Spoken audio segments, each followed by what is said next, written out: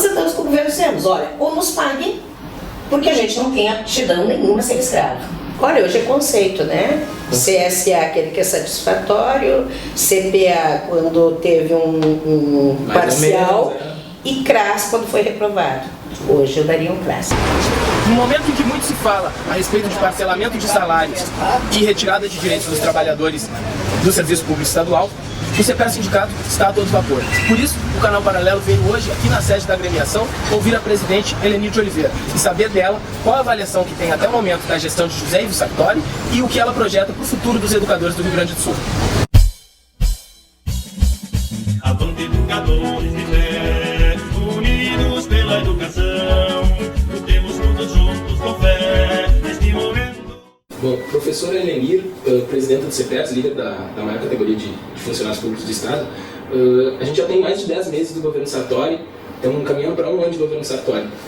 Até aqui, qual a avaliação de vocês desse governo? O que vocês esperavam no início e o que vocês têm de concreto agora? Foi pior do que a encomenda? Como é que você está avaliando o governo Sartori? Bom, seria bom que ele tivesse começado há 10 meses, né? Talvez a gente tivesse uma avaliação melhor. Porque nós tivemos um governo inoperante até julho. E a partir de julho, o que vem de projetos para a Assembleia nos remete lá ao governo Brito. Então nós temos hoje um governo que eu me arrepio quando vejo as referências, quando vejo falar que é o modelo daqui é São Paulo, e a gente acompanhando São Paulo é o modelo que a sociedade gaúcha tem que prestar atenção. São Paulo hoje nós temos fechamento de escolas, uma desvalorização que beira o desrespeito aos trabalhadores de educação. E aqui no Rio Grande do Sul nós temos um governo que gosta muito de nos pedir compreensão, e eu acho difícil a gente compreender por que nós ganhamos 48% do que deveríamos receber, por que nós temos que ter compreensão para um governo que reajusta o seu próprio salário, do seu vice e dos seus secretários. E aqui é bom se dizer, 46% de reposição para os secretários no período inflacionário que deu 26%. Então é difícil a gente compreender. Quando a gente conhece a Agenda 2020, a gente percebe todos os seus contornos nas propostas do governo. E a proposta do governo do Estado, principalmente, é penalizar o serviço público, diminuir o serviço público, e aqui nós temos uma agenda aí contra o projeto PLC 206, que é isso, é diminuir o investimento no serviço público, é diminuir... Qual é o PLC 206? PLC 206 é um que ainda não deram regime de urgência, mas na verdade o que ele é? Ele transforma em lei, a lei de responsabilidade fiscal, ele transforma em lei esse decreto, que proíbe contratação, nomeação, ampliação de carga horária, falando especificamente da nossa área. Num estado que tem falta de professores, eu estava observando, hoje nós temos mais de 2.000 professores que já saíram da rede, então ele incentiva muito que tu saia, né? E este projeto, ele também retira recursos da educação, da saúde, da segurança, e quando a gente olha o caos que vive, é bom a gente frisar, não é por causa dos servidores, não é por causa dos servidores da segurança, que é o caos da segurança, não é por causa dos servidores da saúde, por causa da saúde, mas é falta de investimento. Então o governo que ainda aponta a cortar investimentos é um governo que agride a própria população. E eu acho que as pesquisas recentes já demonstraram que a população não aprova. Então, na avaliação da senhora do CPERS, esse daria para classificar como um governo neoliberal que quer enxugar a máquina pública? 100% neoliberal. Votou a política do Estado mínimo. E o Estado mínimo é para a população, porque na arrecadação ele continua máximo. Aumentou o ICMS, diminuiu o investimento, majorou todos os gaúchos com o imposto. Agora, é um governo que se nega a atacar o sonegador. Nós temos aqui no Estado... É bem seletivo. É muito seletivo, porque, até para explicar assim, 7 bilhões deixam de entrar nos cofres do Estado através da sonegação. Aí o governo, em vez de atacar esses sonegadores, que é óbvio, quem sonega não sou eu, não sou tu, não é tu, é o grande empresário, é este que sonega. Então o governo aumenta o ICMS, que tu pagas, que eu pago. Mas aquele que já sonega hoje, com certeza vai sonegar mais. E até o momento, os professores, bem como as demais categorias de servidores públicos estaduais, já sofreram alguns ataques, né? Questão de redução de alguns direitos, próprio parcelamento de salários. O que tudo isso representa na vida, assim, no dia a dia de um professor? Olha, eu posso te dar um exemplo meu mesmo, né? Hoje eu consegui juntar dinheiro para pagar o meu aluguel, que deveria ter pago lá no dia 5. Então esses 2 meses, primeiro de parcelamento de salário e depois de atraso de salário, desestruturou toda a minha vida. Porque a gente, como ganha o mínimo para sobreviver, então o meu caso, ele não é o único no magistério e nem nos servidores de escola.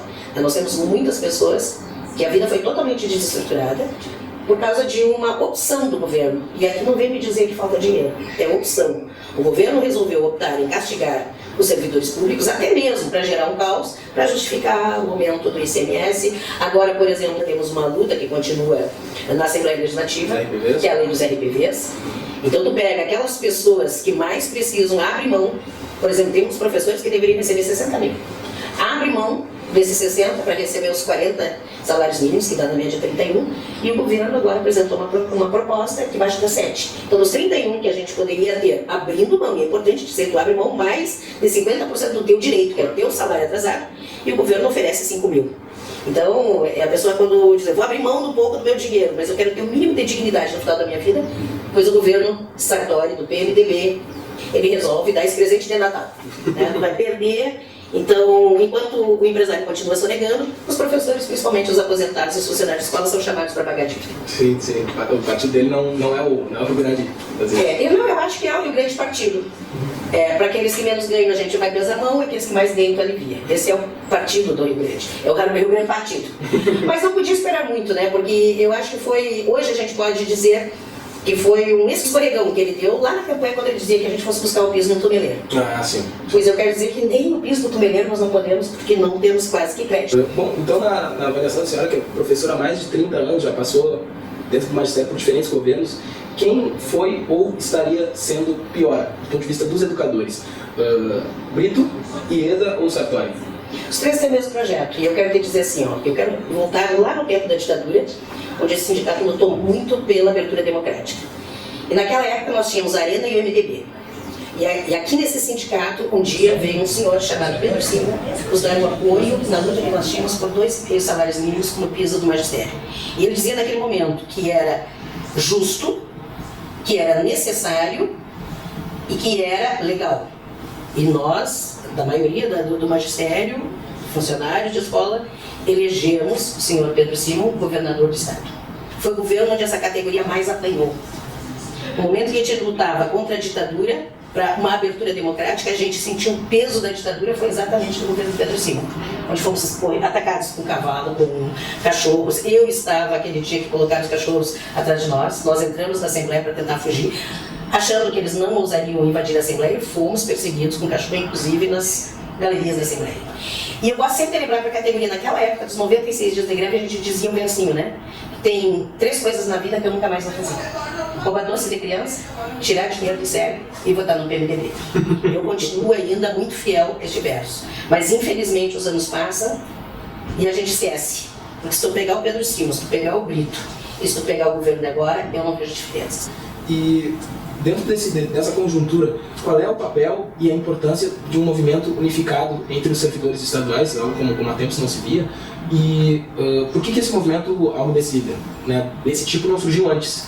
Vendo e estudando a história do governador Sartori, sabendo que em Caxias ele conseguiu manter uma greve de médicos por 8 meses, sem ter negociação, eu disse, gente, a gente tem cabeça, não é só para botar o cabelo, né? A gente tem também que pensar.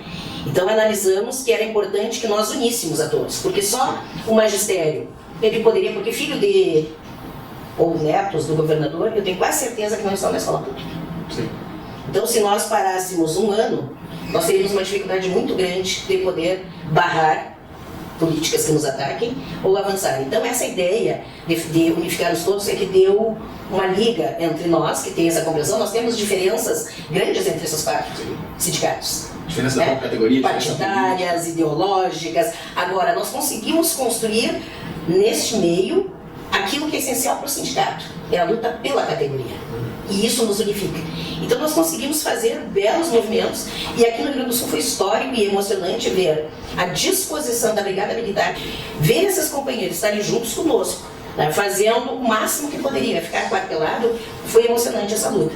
A segurança estando junto conosco é diferente, porque se o filho do grande empresário não está na escola pública, a segurança ele precisa. E nenhum grande empresário está a fim de pagar muita segurança particular. Então isso bate neles. E eu acho que essa foi a grande diferença e a grande vitória. Hoje ainda não foi aprovado esse projeto de RPVs, foi pelo movimento.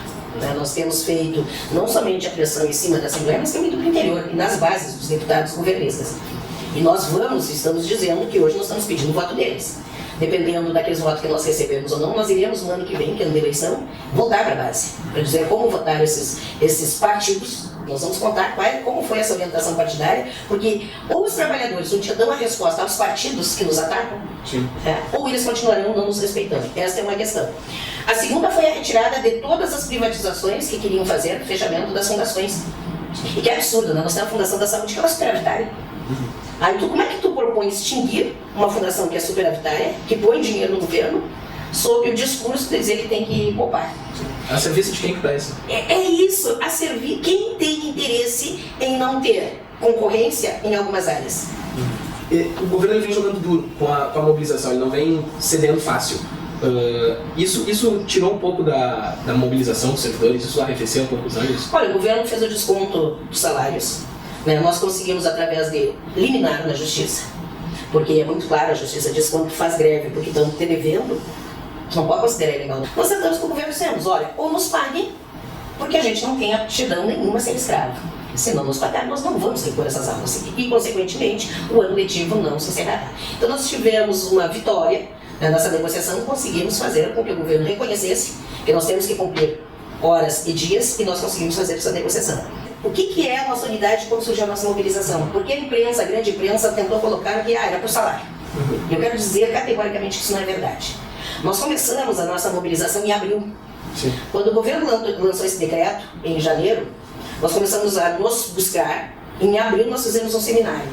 E esse seminário era para discutirmos a crise do Estado, a crise econômica do Estado. E ali nós tivemos um apoio muito forte, tanto da FOSEF como do Sindifisco, nos mostrando os números do Estado. Foi aí que a gente descobriu que a crise no Estado, ela tem soluções e que não é penalizar a população. Primeira solução, cobrar, investir fortemente contra a sonegação. Apresentamos essa pauta para o governo e o governo não gostou dessa pauta, porque ele não a abraçou até agora. Discutir a dívida nacional do Estado. Porque lá, quando o Brito fez, não podemos esquecer que o Sartori era líder de governo na Assembleia. E nós, os CPRs, aqui naquela época já dizíamos, é um equívoco, é nocivo para o Estado. E hoje nós temos, naquela época, pegar um empréstimo de 9,7 bilhões, o Estado do Rio Grande do Sul já pagou 22 bilhões e deve 47 bilhões. Então, era bom para quem? Para nós, essa dívida já está paga. Né? E o governo, depois da gente dizer muitas vezes, é que ele foi em busca de alguma solução em relação a isso. Inclusive, a gente sabe que os 3 senadores, capitaneados pelo Paulo Paim, já apresentaram um projeto no Senado, reestabelecendo aquilo que deveria ser. Sim. E uma questão específica do CPERS. O CPERS, nesse ano, ele se desfiliou da CUT, numa assembleia no Gigantinho, com muita gente, como essa que está aqui atrás de nós. Ele, por um movimento da oposição à atual gestão, ele se desfiliou da CUT. Na avaliação da senhora, que veio com uma proposta, uma chapa cutista e tal, qual é a diferença, o que o sindicato perde ou ganha ao sair da Central Única dos Trabalhadores? Em primeiro lugar, não foi na Assembleia Grande. A desfiliação se deu na primeira Assembleia que nós tivemos, a nossa gestão, tinha mais ou menos uns 6 mil trabalhadores, e que votaram entre filiar e desfiliar, não chegou a 3 mil. Por quê? Porque foi uma proposta que foi discutida, quem era cutista, quem não era cutista, a nossa direção, inclusive, ela é formada por pessoas cutistas e da CTB, nós somos plural também na nossa direção. Eu sou cutista, defendo, porque o movimento unificado nos deu a prova disso. Porque qual era a discussão dos contra a CUT? Dizia, não, a gente tem que sair da CUT porque a gente dá muito dinheiro para a CUT, que nós sozinhos somos super-heróis, super-poderosos. Mas a história mostrou que não. Nós tivemos que nos unificar com 44 entidades para poder barrar. Mas a Central Única dos Trabalhadores tem sido nossa parceira nesse momento todo. Inclusive no acampamento, nos dando sustentação para que a gente pudesse fazer a luta. Nós nos ressentimos, porque tem pautas nacionais, estão querendo acabar com o pré-sal, com a partilha, que é o que nos garante recursos para a saúde e para a educação. Sim. Querem voltar, que volte a ser concessão. A CUT estava lá em Brasília. A terceirização, a CUT apoiou em Brasília. E daí tem os companheiros que dizem, não, a CUT trai os trabalhadores. Só que essa é uma disputa de desinformação que não é a característica da nossa direção. Né? Ao mesmo tempo, nós damos uma auditoria no nosso sindicato, ao mesmo tempo que esses mesmos que diziam que a gente gastava muito com a CUT, são os mesmos que agora a gente está notificando, inclusive para fazer a devolução, que de forma ilegal repassavam dinheiro para condutas. Nós queremos, primeiro, resgatar a nossa categoria, que nós assumimos um sindicato quebrado financeiramente, com a categoria totalmente fora do sindicato, com 5 mil sócios que se desfiliaram. Então nós estamos agora, até agora já voltaram 2.500 sócios. Você atualmente tem quantos associados? Hoje nós estamos com 93 mil e uns quebrados. 93.700. E a categoria em si dos professores, funcionários de escola? Tem... São 130 mil. Então nós resgatamos isso. Queríamos primeiro voltar a ter o crédito da categoria e estamos conseguindo, eu estou muito feliz com isso. Porque nós fizemos um encontro de aposentados com mais de 600 aposentados. Fizemos agora uma mostra pedagógica, que era uma coisa que estava há muito tempo esquecida, a questão pedagógica, que é o nosso fazer, que é a nossa profissão. Nós tivemos 84 trabalhos, tinha desde as séries iniciais, a hora do conto, a hora da leitura, muito focado, né? Porque para mim, como professor de português, eu acho que tudo passa pela língua portuguesa, mas na mostra, então, eles foram 5 trabalhos mais significativos, das séries iniciais, séries finais, ensino médio, Escola Técnica e EJA estarão indo conosco agora para o Encontro Internacional da Educação em Costa Rica e nós teremos um espaço para mostrar o que a Escola do Rio Grande do Sul, que tem muita qualidade, está desenvolvendo aqui. Apesar de todos os ataques. Apesar dos ataques, e é isso que me encanta. Nós temos uma pesquisa, 97% da nossa categoria se declara apaixonada pela educação. Então quando as pessoas não entendem, mas os professores ganham mal, como é que não vão fazer outra coisa? É porque a gente não consegue, gente. A nossa paixão está aqui. É estar dentro da sala de aula, estar com os nossos alunos. Isso não tem dinheiro que pague. A senhora falou, no meio dessa sua última resposta, que esse governo é um governo de quem os trabalhadores da educação, os professores, esperam se defender e muito pouco conquistar. E agora o CPES apresentou uma reivindicação de reajuste salarial, acima da inflação, inclusive. É algo factível ou é algo, digamos assim, para gostar, a gente sabe que vai ser muito difícil? Tem uma música que eu gosto, olha que eu sou roqueira, mas tem uma música que é muito correta, diz: não está morto quem luta, quem peleia. Quando a gente tem que se defender, a gente tem que aprender a atacar também. Né? E nós aqui não estamos atacando para além do nosso direito. Nós temos uma decisão da nossa Assembleia Geral no início deste ano, que disse o seguinte: nós queremos que o governo nos repasse os 13,01, que foi o reajuste do piso este ano. Então nós apresentamos uma proposta, que é a Lei de Orçamento Anual. Estamos apresentando uma proposta de 13,01 e foi muito legal porque a comissão disse o seguinte: ela está fazendo audiências públicas e as 3 propostas mais votadas, a comissão vai ser proposta do relator e daí vai para o plenário. Conseguimos aqui em Porto Alegre deixar a da educação em primeiro lugar e depois não vai ser com o governo, daí vai ser a peleia ali dentro da Assembleia de convencimento dos deputados para que essa proposta seja aprovada. Nós justificamos, inclusive, nós poderíamos pedir todo o piso, só que todo o piso daria na média de 7 bilhões. E olha, nós temos a clareza, bom, tu apresentar isso não passa. Então nós apresentamos os 13,01, que significam 679 milhões, dos 2 bilhões que entrarão com o ICMS, e desses 679 bilhões, 300 e poucos milhões retornam em impostos. Então, na verdade, significa para o Estado 300 e poucos milhões para dar o mínimo dos mínimos de dignidade para os seus trabalhadores em educação. Espero que não tenha o veto do governador, se nós conseguirmos aprovar. Nós queremos ver quais os partidos que votarão realmente a favor dessas prioridades quando for para votar a Lula. Sim. E, professor Elir, um exercício de imaginação um pouco, qual seria o governo ideal para o CPES? Olha, em primeiro lugar, o governo que nós sonhamos é aquele primeiro que a educação não seja só um discurso, seja realidade. Não se consegue fazer uma educação de qualidade se tu não valorizar aqueles que trabalham na educação. Mas não é só isso, tem que investir na educação. Tem que investir para além dos prédios, que tu tem que ter o mínimo de condição de receber os alunos, tem que também ter investimento na formação continuada dos professores. E formação continuada de qualidade se faz ouvindo os professores. Quais são as suas principais carências? Aonde nós precisamos de mais formação? Então, um governo que seria... Bom, e aqui eu quero dizer que eu tenho toda a consciência. Não pode ser um governo de que governa só para a educação. A gente tem consciência que tem saúde, que administrar, muitas vezes os recursos são poucos, mas tu tem que administrar para todos. Agora, um governo que se preste pelo menos a cobrar os sonegadores. Porque sonegar é corrupção. E quando tu aceita a sonegação, é tu ser cúmplice da corrupção que é endêmica no nosso país. Então não dá também para te pegar, abrir a boca, falar mal da corrupção e ao mesmo tempo tu ser passivo ou complacente com aqueles corruptos. Quando tu te elege, tu jura sob a nossa Constituição que vai cumpri-la. Sim. Eu acho, até estou desconfiado que fazia assim nas costas.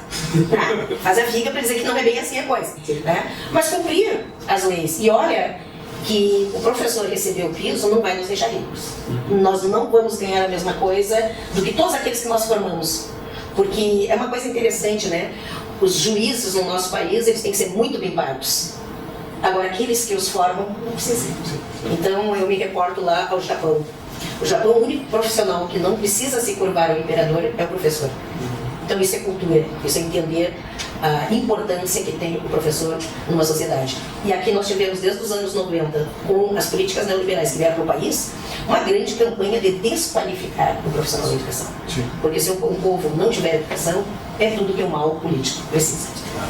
Bom, professora, agradecer a disponibilidade da senhora, do CPES, em receber aqui o Canal Paralelo. E para fechar, eu queria só fazer uma última pergunta bem breve, que é, como educadora, a gente sabe que o governo Sartori vai ter a avaliação final dele lá em 2018, mas como educadora, qual é a nota do governo Sartori até aqui?